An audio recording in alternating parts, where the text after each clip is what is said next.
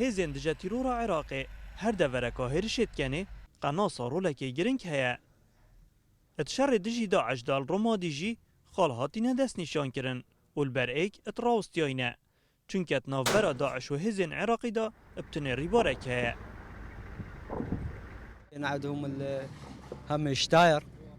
ئەوان قەناسی شتاریان هەیە و بەکاری دەهێنن. هەروە ئەوان شوێنی تایبەت بە نیشانەگرتنیان هەیە و لە دوو ژوورەوە نیشان دەگرن. خۆیان دەشارنەوە بۆی قەناس بەدەستەکانی سوپا ئاشکرایان نەکات. دیارەکە دەبێت قەناس بەدەست پشووی درێژ بێت و ڕاوچی بێت. ئەگەر ڕاوچی نێسیری خۆی نەگرێت ئارام ناگرێ. بۆیە دەبێت پشووی درێژ و زیرەک بێت و لە تەقەکردنیش ورد بێت.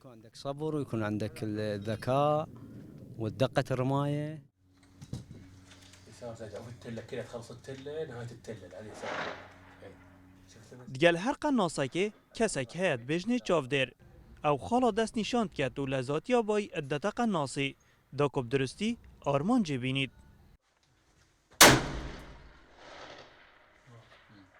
القناصين جيدين في العمليات الخاصة تدربوا على يد قەناسەکان زۆر باشن لە ئەرکە تایبەتیەکان. ئەوان لەلایەن تیم و کادری ئەمریکیەوە مەشقیان پێکراوە. هەروەها لەلایەن نیشانەشکێنەکانی عێراقەوە مەشقیان پێکراوە. ئێستا ئەوان ئەزموونێکیان پەیدا کردووە بۆ دۆزینەوەی شوێنی دوژمنان. قەناس توانیوێتی پیادە و ئۆتۆمبیلیش بپێکێت.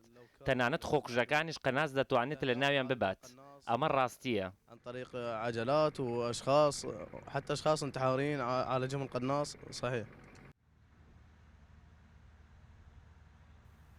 Şerê qenasa yê cudayeşiyên dî berî her hêrişekê û piştî hêrişê karê wan dest pê diket. û tinê cihêlîl ya çekê wan û dêrbînê hebît armancê dînin.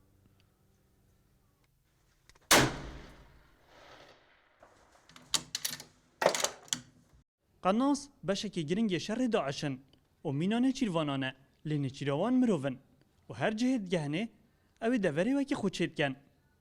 û yê zîrektir û bihên firehtir divê nêçîrê da serkeftinê tînît. Nêçîrvan Hesên Rodaw, Romadî.